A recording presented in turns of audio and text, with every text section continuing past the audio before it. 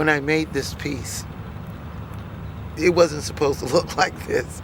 I had a whole different other concept in mind, and it just kind of took a life of its own and said, this is what I'm supposed to look like. And there it is. It's vibrant, and to me it represents a lot of energy and boldness and courage and all those things that are positive about color and light and all of that. So it has it, and it speaks for itself. I just make them, but they make me make them. What would you like for that to reflect to a child who walks by and sees something like that for the first time? Would that child be fearful of what he or she might be seeing, or connecting to something they may not even understand inside of them that may bring them back to a more pure form of our existence? I would have to say it's up to the individual, because some children would be afraid of it if they're small and this is up on them. But further away, they might see it as whimsical and fun and happy. What is fear as opposed to something that is planted in our heads? Fear is usually something planted in our heads.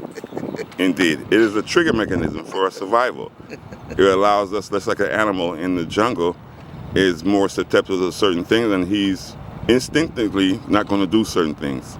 Right. So it's a learning process. So we're humans, so we rise above those instincts and be able to be this creative in our expressions of our insides, you know? This is only the 4th mask I've ever made. Why only 4? Because prior to this, I'm an artist, yes, but my mediums are painting and, you know, fabric and making clothes and stuff like this, not paper mache masks. And this is the 4th one I've made since I've learned how to do paper mache. You took a class for this? Yes, at the Chaos Network over in Lemerit Park. Ben Cardwell has a festival called Day of the Ancestors. And so there's a workshop given by LA Commons that teaches people in the community how to do mask making. And on that day, we wear them. So I took a class. That was the 2nd class I've ever taken with paper mache. Prior to that, 8th grade piggy bank.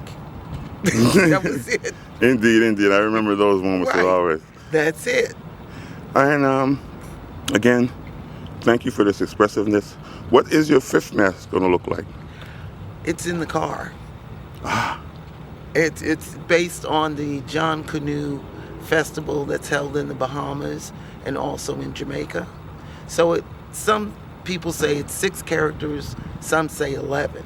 But there's about 2 or 3 characters that are constant throughout. And one of them was green, representing, I think it said creativity. I'm not sure. But I got inspired by the green character, so this is all green. And it's camouflage, is where camouflage came from. The Arawaks used it as a defense mechanism, also for hunting. But they were able to capture their enemies by looking like trees. So wow. From that, the next piece is born. Have you heard of the country of Belize? Yes. What do you think of the country of Belize? Have you by any chance have any information about that? I don't have very much information other than they are a combination of African slaves and Hispanics. And I was very impressed to find out they spoke fluent Spanish. I'm like, wow, I never saw that before. And people fluent who English. look like me who speak fluent Spanish. Yes. You know, it's amazing. It shows our adaptability. Yes. And our resilience. Yes, because they're warriors also. Indeed. I love that. My name is Felice McInnes, and I am the mask maker of Lemerit.